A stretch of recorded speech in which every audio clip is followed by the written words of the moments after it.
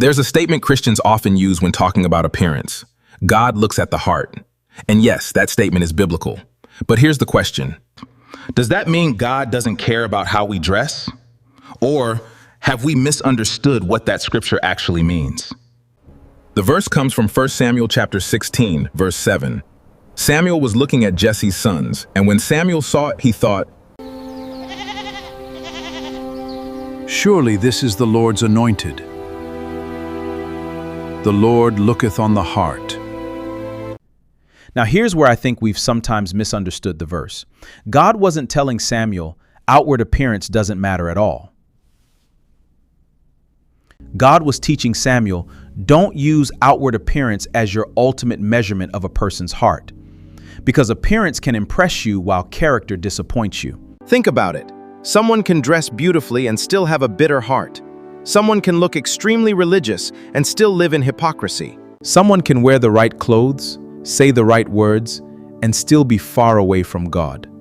That's why God looks deeper. But here's where we need to be careful. Saying that God looks at the heart does not mean that God has nothing to say about our outward lives, because the Bible doesn't only talk about how what is inside us eventually becomes visible through the way we live.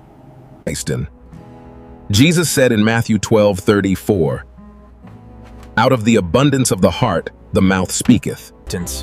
In other words, what is happening inside eventually finds expression outside. Our hearts influence our words. Our hearts influence our behavior.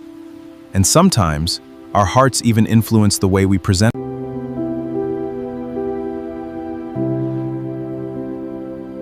Maybe the deeper question is,